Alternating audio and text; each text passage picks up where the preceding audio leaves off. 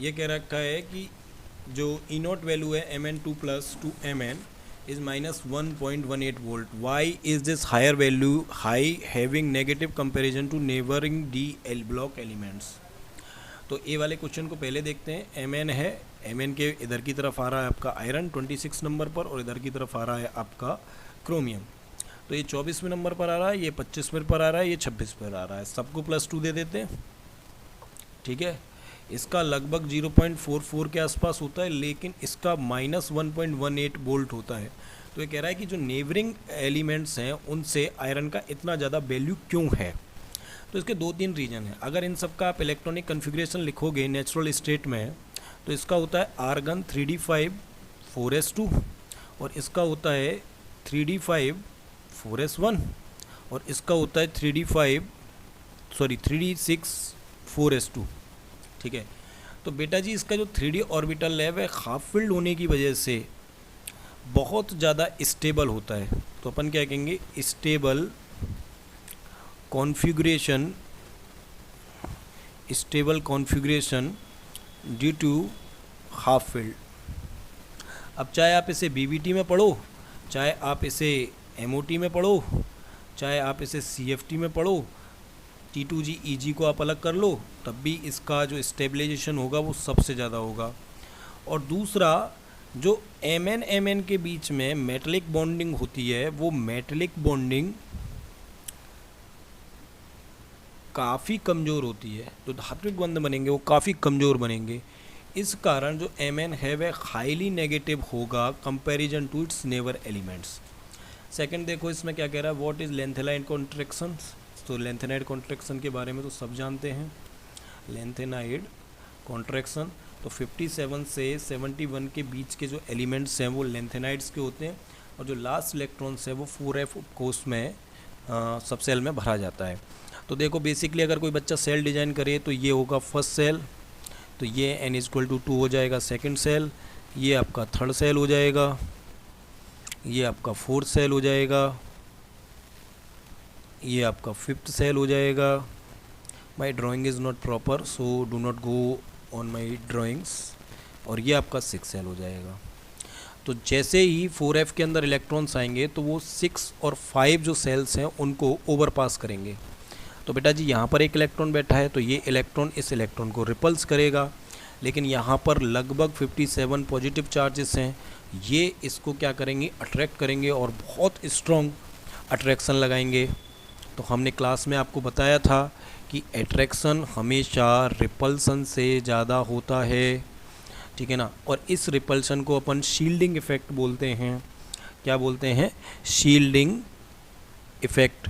कि भैया ये इलेक्ट्रॉन, ये वाला जो इलेक्ट्रॉन है इससे ये वाला इलेक्ट्रॉन इस एटम को प्रोटेक्ट कर रहा है, सील्ड कर रहा है भीतर की सेल्स को. तो होगा क्या कि अट्रैक्शन ज़्यादा होगा और 4f जो है वो इतना रिपल्स नहीं कर पाएगा, सील्डिंग इफेक्ट नहीं कर पाएगा. इसकी वजह से जो ओवरऑल अट्रैक्शन है जिससे अपन जेड इफेक्टिव बोलते हैं वो ओवरऑल इंक्रीज करेगा. अब जब इलेक्ट्रॉन यहाँ आएगा तो इसके ऊपर जो अट्रैक्शन है वो और ज़्यादा लगेगा और ज़्यादा लगने की वजह से 4 का जो कोश है वह थोड़ा पास आ जाएगा. पास आने की वजह से ये 5 और 6 भी पास आ जाएंगे.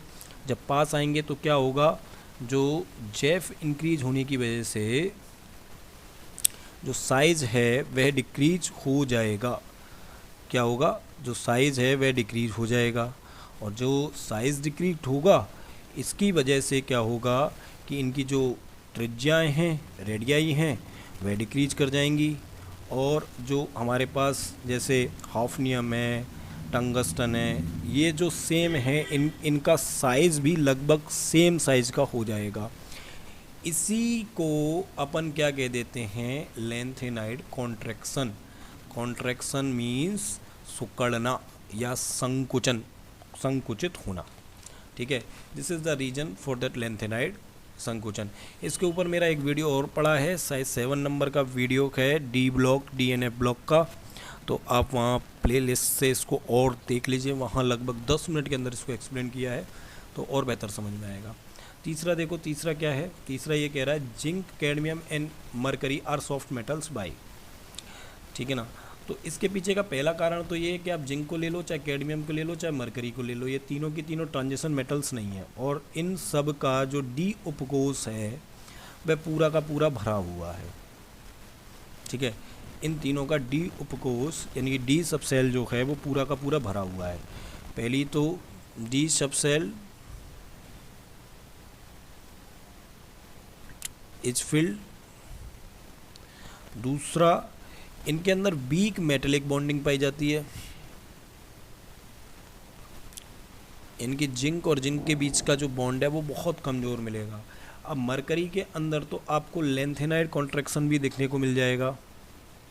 लेंथेनाइड कॉन्ट्रैक्शन की वजह से क्या होगा कि जो मरकरी है ये लिक्विड फॉर्म में मिल जाता है एट रूम टेम्परेचर। ठीक है ना, तो these are two main reasons due to which they are that soft metals. ठीक है जी, तो नेक्स्ट क्वेश्चन की तरफ बढ़ते हैं। नेक्स्ट क्वेश्चन है आपका 25 क्या कह रहा है, बैलेंस बैंड थ्योरी को यूज़ कीजिए और explain the hybridization and magnetic behaviour of these. ठीक है, तो इसके अंदर दो हैं, एक ए और एक बी, तो दोनों को देखते हैं। पहला दे रखा है आपका CO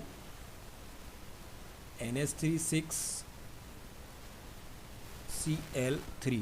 तो बेटा BBT को लगाने से पहले आपको करना क्या है कि इस संकुल का आयन देखो, यहाँ Cl के ऊपर -1 आता है तो 3 Cl है इसलिए 3-, तो इस पर कितना आ जाएगा 3+, क्योंकि चार्ज मेंटेन करेंगे। अब इस कॉम्प्लेक्स को आप अलग निकाल कर रख लो, रख लिया। सबसे पहले सेंट्रल मेटल जो कोबाल्ट है उसका ऑक्सीडेशन स्टेट निकालो। ठीक है, हमको पता है अमोनिया का वैलेंसी 0 होता है। ठीक है, बराबर आ गया +3, तो x + 0 = +3, तो हमारा जो कोबाल्ट है वह +3 ऑक्सीडेशन स्टेट बना रहा है यहाँ। अब करना क्या है कि हमारा जो कोबाल्ट है उसका इलेक्ट्रॉनिक कन्फिग्रेशन लिखो, आर्गन, सॉरी मैंने उल्टा बना दिया, ये हो गया आपका 3d7 4s2।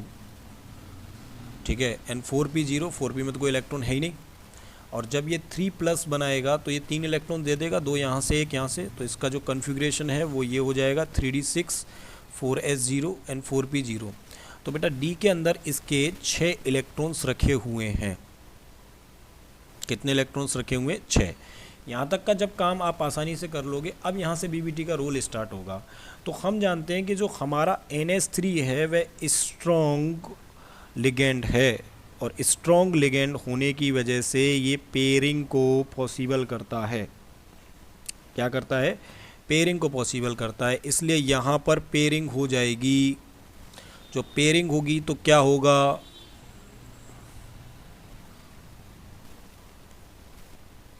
ठीक है, जब पेयरिंग होगी तो हमारा जो D का ऑर्बिटल है उसके सारे के सारे इलेक्ट्रॉन कुछ ऐसे दिखाई देंगे।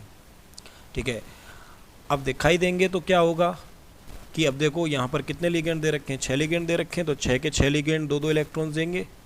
तो अब पेयरिंग हो गई, तो मिक्सिंग किस किस के बीच में होगी? इन 2 D के ऑर्बिटल्स के बीच में, एक इस S के ऑर्बिटल्स के बीच में, और इन 3 P के ऑर्बिटल्स के बीच में। तो इसका हाइब्रिडाइजेशन क्या हो जाएगा? हाइब्रिडाइजेशन हो गया ड्यू टू मिक्सिंग D2sp3, और सारे के सारे जो इलेक्ट्रॉन्स हैं वो पेयर्ड हैं, इसलिए इसका मैग्नेट हो गया डायामैग्नेटिक। ठीक है जी, इतना सा इसका आंसर है।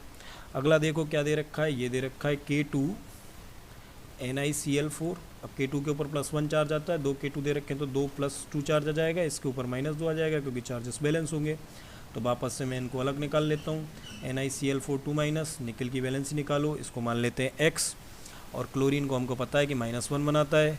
4 = -2, x - 4 = -2, x = 2। तो जो हमारा निकल है वह 2+ बना रहा है।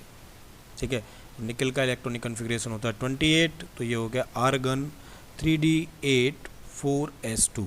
ठीक है जी, जब ये 2 इलेक्ट्रॉन देगा तो 4s से इलेक्ट्रॉन जाएंगे, तो ये हो गया आर्गन 3d8 4s0 4p0।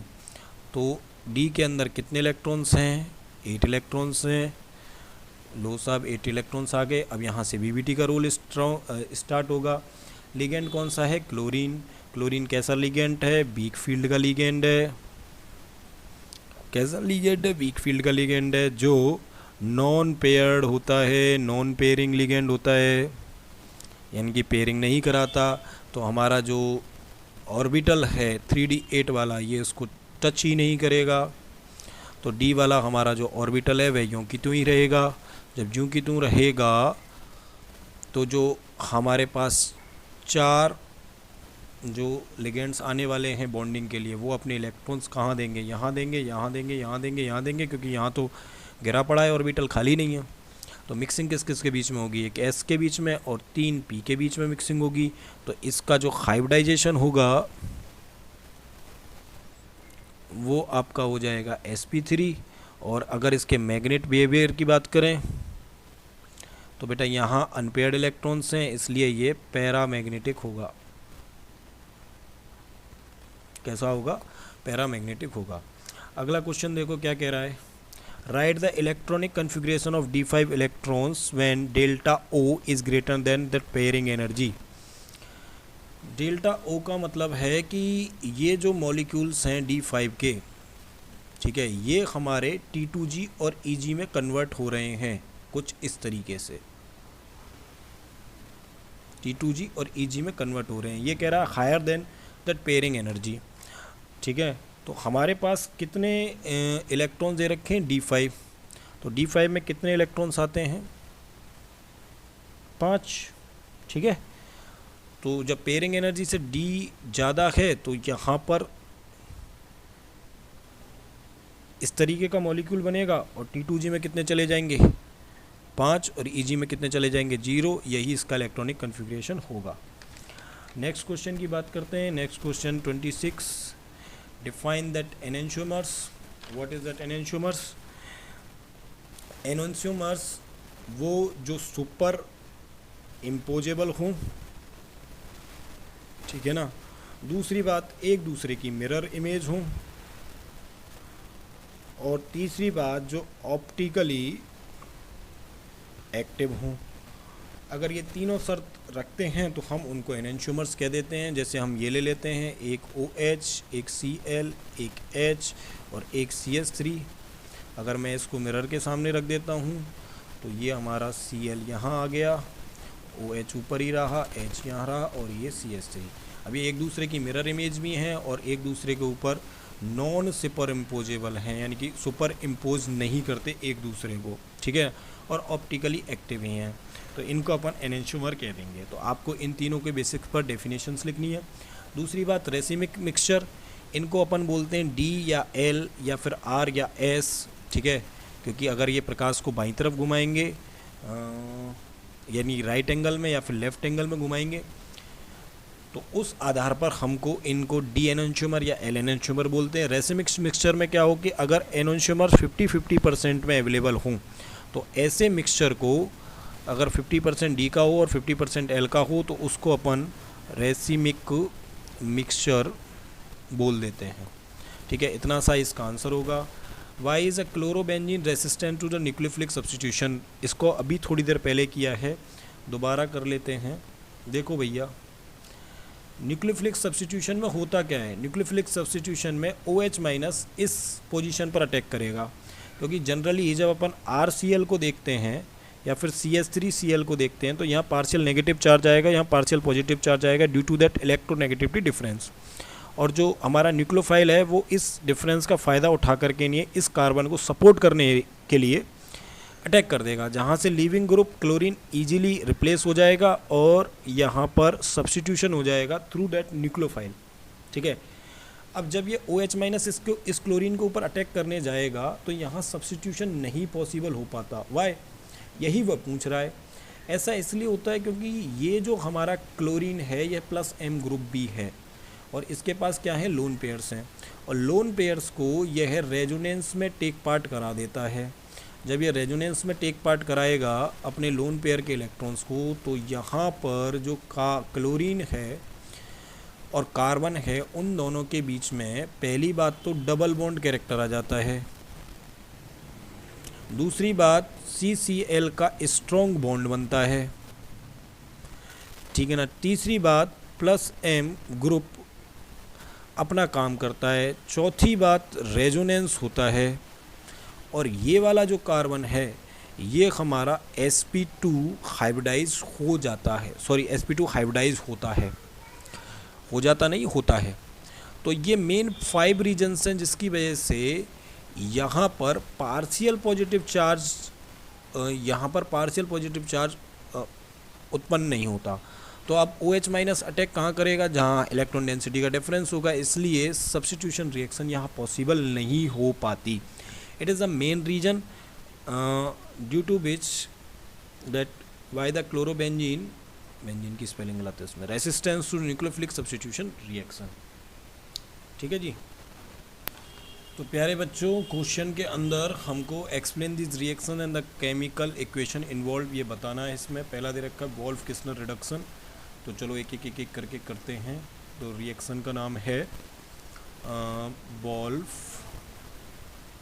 किस्नर, इसका किशन ही रख देते नाम, रिडक्शन। तो वोल्फ रिडक्शन में होता क्या है कि आपका जो कीटोन है उससे आपका एल्केन बनता है। ठीक है। तो बेसिकली रिएक्शन क्या है, रिएक्शन ये है कि ये कीटोन है, ठीक है, और कीटोन में जब आप हाइड्रोजन का प्रयोग करोगे, हाइड्रोजन डालोगे, अगर किसी भी स्ट्रॉन्ग बेस की प्रेजेंस में इसको थोड़ा सा हीट करोगे तो ये एल्केन में कन्वर्ट हो जाएगा। यही रिडक्शन है। ठीक है। तो देखो रिएक्शन मैकेनिज्म कैसे प्रोसेस करती है। ठीक है।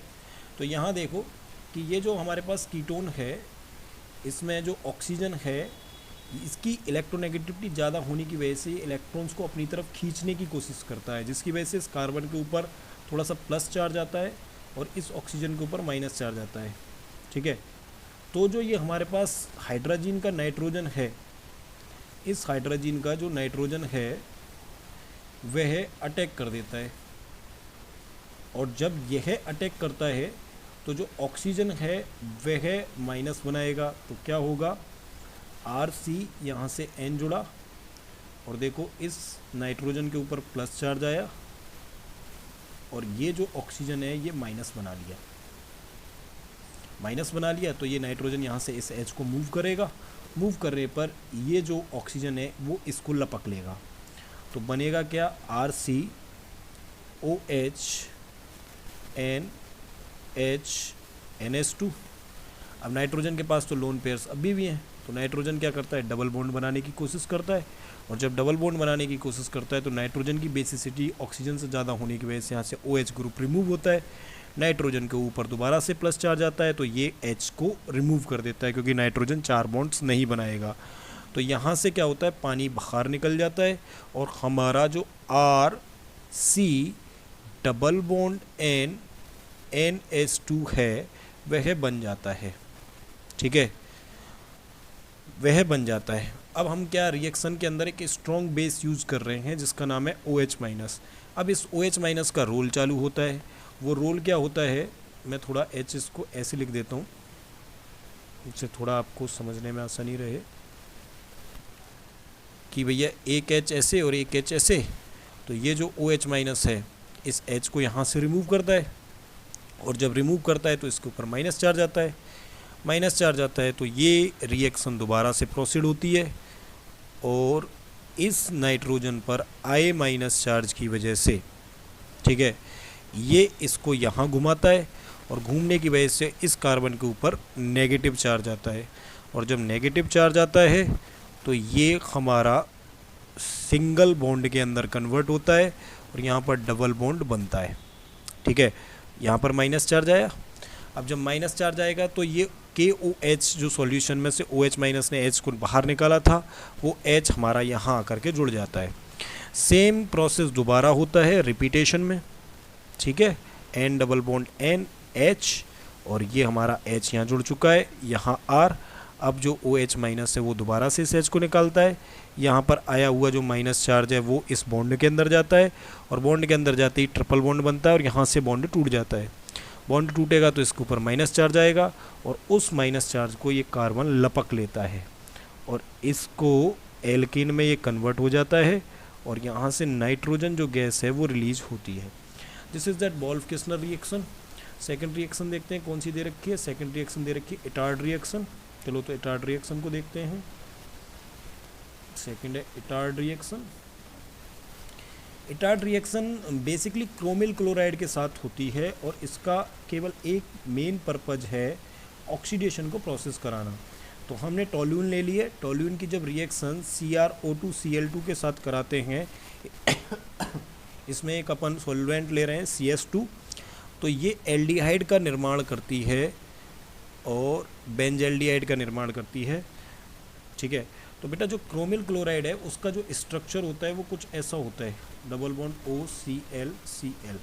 ठीक है जी, तो Cl-Cl,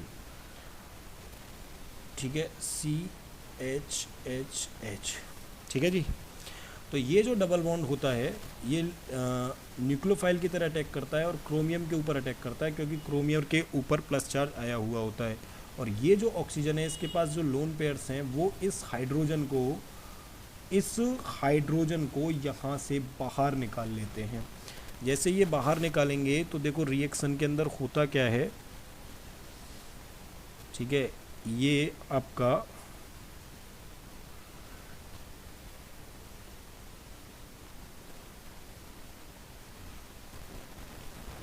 वन सेकेंड, ये जो ऑक्सीजन है वो इस कार्बन के ऊपर अटैक करता है, बिकॉज यहाँ पर प्लस चार्ज मेंशन होगा और इस प्लस चार्ज की वजह से ये कार्बन इलेक्ट्रॉन डेंसिटी का डिफरेंस महसूस करेगा। ठीक है, तो ये जो अपना कार्बन है, सॉरी वन सेकेंड, यहाँ से H को ये बाहर निकालेगा। लो साहब H को बाहर निकालते हैं पहले। ठीक है, और H को बाहर निकालते ही जो हमारा Cr है, इस Cr ने पहले एक तो बॉन्ड बनाया और H बाहर निकालते ही ये OH के अंदर कन्वर्ट हुआ। दो हमारे पास क्लोरीन्स हैं, क्लोरीन्स यूँ की त्यों आ गए और ये डबल बॉन्ड यूँ आ गया और बाकी के बॉन्ड्स ये आ गए। ठीक है जी, H बाहर निकल गया और यहाँ पर क्या बना, एक डबल बॉन्ड आ गया। ठीक है, ये क्या आ गया, डबल बॉन्ड आ गया।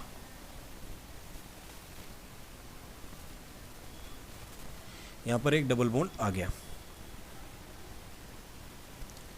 ठीक है, तो अब ऑक्सीजन के पास लोन पेयर है दूसरे वाले के पास, वो ऑक्सीजन इस कार्बन को अपने इलेक्ट्रॉन्स देता है, जिससे ये बॉन्ड आगे की तरफ रेजोनेट होता है और रेजोनेट होने की वजह से इस बॉन्ड के जो इलेक्ट्रॉन्स हैं वो क्रोमियम के पास जाते हैं।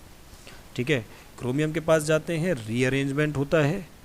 रीअरेंजमेंट होने की वजह से क्या होगा, रीअरेंजमेंट होने की वजह से वापस बेंजीन अपना स्टेबलाइज स्ट्रक्चर गेन कर लेगा। ठीक है, और जो हमारे पास CH2 है, ठीक है, जो हमारे पास CH2 है उसके साथ अब क्रोमियम की जगह ऑक्सीजन चिपक जाता है। कौन चिपक जाता है, ऑक्सीजन चिपक जाता है। ठीक है जी, अब ऑक्सीजन चिपक जाता है तो ऑक्सीजन चिपकने की वजह से क्या होता है कि ये जो ऑक्सीजन है, ये वाला जो ऑक्सीजन है वो वापस से रीअरेंजमेंट करता है और अपने लोन पेयर के इलेक्ट्रॉन्स को इस कार्बन को देता है। इस कार्बन को देने की वजह से यहाँ से बॉन्ड टूटता है, इस कार्बन के पास 4 बंध बनेंगे, तो इसका जो दूसरा हाइड्रोजन है, इसके पास 2 हाइड्रोजन है, तो ये यहाँ से इस हाइड्रोजन को क्रॉस ओवर करता है और यहाँ से एक क्लोरीन को क्रॉस ओवर करता है। और क्रॉस ओवर करने की वजह से क्या होगा कि ये जो बॉन्ड है वह डबल बॉन्ड के अंदर कन्वर्ट हो जाता है और यहाँ पर ये डबल बॉन्ड O आ गया, यहाँ से हाइड्रोजन बाहर निकला और ये HCl के रूप में बाहर निकल जाता है और यहाँ पर बनता है CrOH और Cl और ये +2 ऑक्सीडेशन स्टेट में चला जाता है। इस तरीके से हमारा एल्डिहाइड बनता है। ठीक है, और यही इटार्ड रिएक्शन है। तो तीसरी रिएक्शन देखते हैं, तीसरी रिएक्शन है कौन सी, तीसरी रिएक्शन है कैनिजारो रिएक्शन। बड़ी सिंपल रिएक्शन है। तो कैनिजारो जो रिएक्शन है, इस रिएक्शन ये तभी प्रोसेस होगी जब हमारे पास एल्फा हाइड्रोजन्स नहीं होंगे, अदरवाइज एल्डोल कंडेंसेशन हो जाएगा। एल्फा हाइड्रोजन्स नहीं होने चाहिए, यही इसकी शर्त है। और जब एल्फा हाइड्रोजन्स नहीं होते तो उन्हें बोलते हैं non enolisable aldehyde. Non enolisable aldehyde, जैसे इसके पास 0 अल्फा हाइड्रोजन्स हैं, ठीक है ना। तो होता क्या है इस रिएक्शन में, दो एल्डिहाइड्स जिनके पास अल्फा हेच नहीं है उनको सोडियम हाइड्रोक्साइड के साथ रिएक्ट कराया जाता है। तो इसमें से एक एल्डिहाइड का तो ऑक्सीडेशन हो जाएगा और दूसरे एल्डिहाइड का रिडक्शन हो जाएगा। तो इसका ऑक्सीडेशन हो जाएगा तो कार्बोक्सिलिक एसिड बनेगा और इसका रिडक्शन होगा तो ये एल्कोहल बनेगा, ठीक है ना। तो इस तरीके से एक का ऑक्सीडेशन एक का रिडक्शन, तो रिडॉक्स रिएक्शन यहाँ पर प्राप्त होती है। इसी रिएक्शन को अपन केनिजारो रिएक्शन बोलते हैं। तो नेक्स्ट क्वेश्चन देखते हैं। नेक्स्ट क्वेश्चन 27 का बी है, बड़ा ही सिंपल है। देखो भाई, ये दे रखा है CH3 C double bond OOH SOCl2 डाला है, ClCl बोलो, तो क्या होगा, OH माइनस अटैक करेगा इस कार्बन पर, यहाँ से OH ग्रुप बाहर निकलेगा और यहाँ OH ग्रुप इस सल्फ़र पर अटैक करेगा और इस सल्फ़र पर अटैक करने की वजह से यहाँ क्या होगा, ऑक्सीजन बाहर निकलेगा और ऑक्सीजन बाहर निकलने की वजह से इसके ऊपर प्लस चार्ज आएगा और ये जो हमारे पास सल्फ़र है ये इस तरीके से प्रोसीड होगा। अब ये जो ऑक्सीजन है वो अपना डबल बॉन्ड बनाएगा, डबल बॉन्ड बनाने की वजह से यहाँ से Cl मूव करेगा और Cl मूव करके ने जो हमको पहला प्रोडक्ट बनेगा वो मिलेगा CH3 C double bond OCl, ठीक है। और यहाँ से क्या होगा कि एक HCl बाहर निकल जाएगा क्योंकि ऑक्सीजन के ऊपर 3 बॉन्ड नहीं आएंगे, प्लस चार्ज आएगा, तो SO2 और HCl ये दोनों ही गैसेस मिलेंगी जो उड़ जाएंगी और हमको एक एसिल क्लोराइड मिल जाएगा। अब देखो H2BA SO4 यूज़ कर रहा है ये रोजेनमंड जो साइंटिस्ट हैं उन्होंने रिएक्शन को दिया है। रोजेनमंड साइंटिस्ट की रिएक्शंस में ये जो एसिल क्लोराइड है H2BS4 पैलेडियम की उपस्थिति में ये आपका एल्डिहाइड के अंदर कन्वर्ट हो जाएगा, ठीक है। अभी रिएक्शन की थी अपन ने, वोल्फ-किस्नर HN2 NH2 NH2 दे रखा है, हाइड्रोजीन दे रखा है, तो हाइड्रोजीन का रिएक्शन मैकेनिज्म मैंने अभी समझाया है। ये इसको कन्वर्ट कर देगा एल्केन के अंदर और यहाँ पर जो हमारा C होगा वो होगा इथेन। अगला देखो, अगला क्या है, अगला दे रखा है CH3C ट्रिपल बॉन्ड N और डिबाल का आप यूज़ कर रहे हो in the presence of H2O, इसका यूज़ कर रहे हो। तो हमारा जो A प्रोडक्ट बनेगा वो एक एल्डिहाइड बनेगा, क्या बनेगा, CH3C डबल बॉन्ड OH। इसका रिएक्शन मैकेनिज्म देखते हैं कि कैसे रिएक्शन हुआ होगा।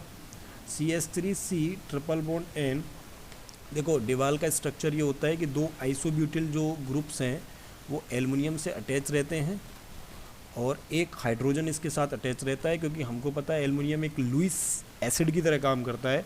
तो जो नाइट्रोजन है वह अपने लोन पेयर के इलेक्ट्रॉन्स एल्युमिनियम को देगा और जैसे ये लोन पेयर के इलेक्ट्रॉन्स देगा तो खलबली मच जाएगी, नाइट्रोजन के ऊपर आएगा प्लस चार्ज। नाइट्रोजन जैसे इलेक्ट्रोनेगेटिव एलिमेंट के ऊपर प्लस चार्ज आना अपने आप में ही एक बड़ी तगड़ी समस्या है और नाइट्रोजन अपने इस प्लस चार्ज को मिटाने के लिए इस बॉन्ड से अपने इलेक्ट्रॉन्स वापस खींचेगा जिससे इसका लोन पेयर गेन हो जाए। तो इस कार्बन के ऊपर आएगा प्लस चार्ज और यह अपने प्लस चार्ज को मिटाने के लिए इस एल्युमिनियम से जो हाइड्रोजन अटैच है उसको H माइनस के रूप में निकालेगा। किसके रूप में निकालेगा, यहाँ से ये बात याद रखनी है कि ये H माइनस के रूप में जाता है।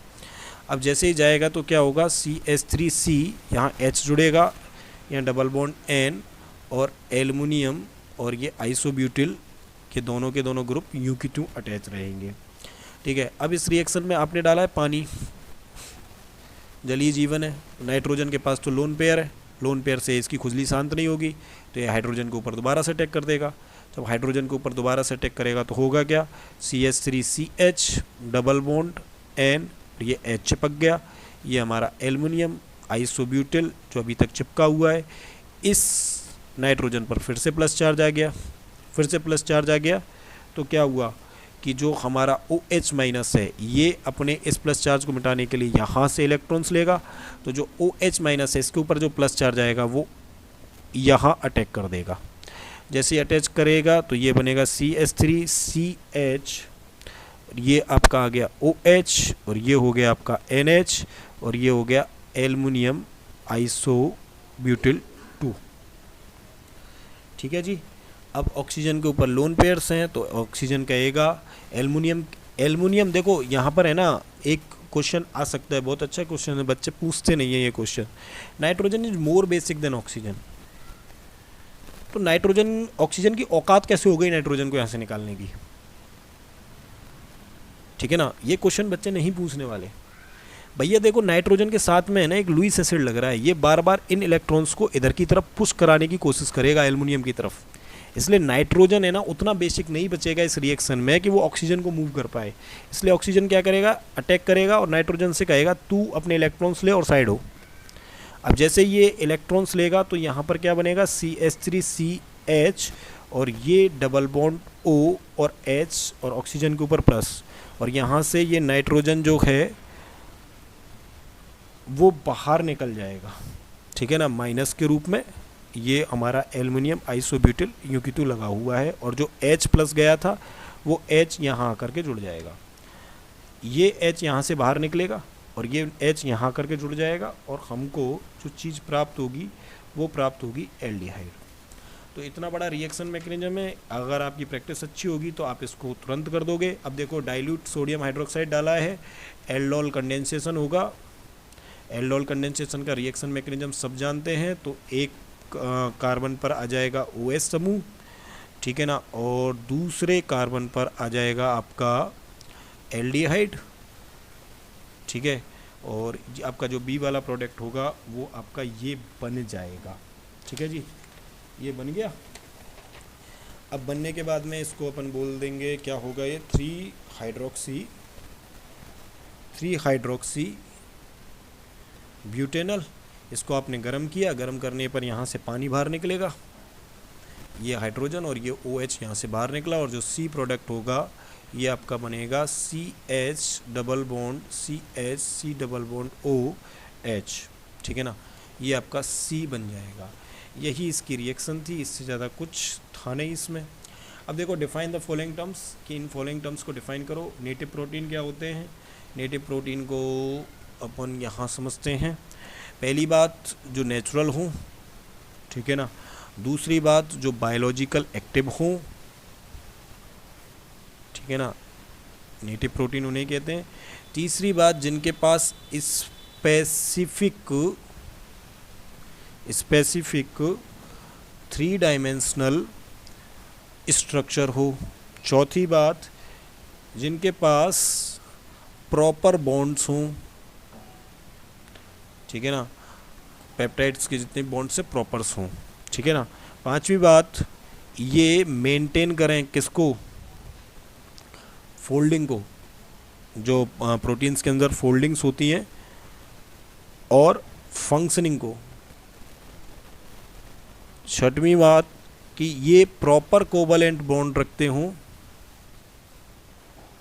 और हाइड्रोजन बॉन्ड्स जैसे जो जितने भी बॉन्ड्स हैं वो प्रॉपर हाइड्रोजन बॉन्ड्स हों, तो उसको अपन नेटिव प्रोटीन कह देंगे।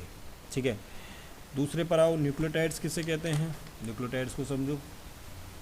न्यूक्लियोटाइड्स, ठीक है, न्यूक्लियोटाइड्स बेसिकली DNA और RNA के अंदर पाए जाते हैं। ठीक है ना, तो इनके संबंध में भी 4-5 बातें लिख सकते हो। क्या है न्यूक्लियोटाइड्स, बेसिक स्ट्रक्चरल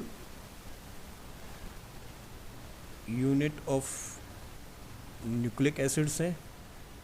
दूसरी बात नाइट्रोजन बेस होते हैं, तो उनके बीच में ATCG जो बॉन्डिंग्स होती हैं इस नाइट्रोजनस बॉन्ड्स में पाए जाते हैं। ठीक है, तो नाइट्रोजन बेस, ठीक है, और आपका पेंटोस ग्रुप कौन सा, राइबोस फॉर दैट RNA और डीराइबोस फॉर दैट DNA, और फॉस्फेट ग्रुप,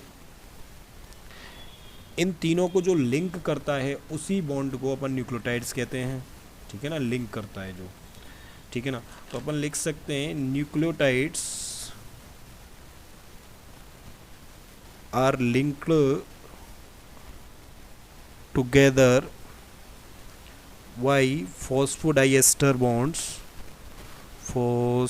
फॉस्फो कैसे लिखते हैं, diester bonds to form nucleic acids, ठीक है ना। बस यही है। एसेंशियल एमिनो एसिड्स क्या हैं? एसेंशियल एमिनो एसिड्स हैं जो हमारे फूड के अंदर नहीं मिलते, ठीक है, जो भी अपन फूड खाते हैं उसके अंदर नहीं मिलते। सॉरी, जो हमारे मैं दोबारा से रिपीट करूँगा। एसेंशियल एमिनो एसिड्स हम उन एसिड्स को बोलते हैं जो हमारी बॉडी सिंथेसाइज नहीं कर पाती, सिंथेसिस इज़ नॉट पॉसिबल। इनको हमको कहाँ से लेना पड़ता है? फूड से लेना पड़ता है। उनको अपन कहेंगे एसेंशियल एमिनो एसिड्स, ठीक है ना। इनको अपन को फूड से लेना पड़ेगा और हमारे लिए बहुत ज़रूरी है हमारे शरीर के लिए, और हमारे शरीर में हमारा जो बॉडी है वो इसको सिंथेसाइज नहीं कर पाती। जैसे एक है वेलिन, जिम वाले खूब बेचते हैं इसको, ल्यूसिन, ये कुछ एमिनो एसिड्स हैं जो हमारे जिम वाले बेचते हैं, ठीक है। नेक्स्ट क्वेश्चन की तरफ मूव करते हैं।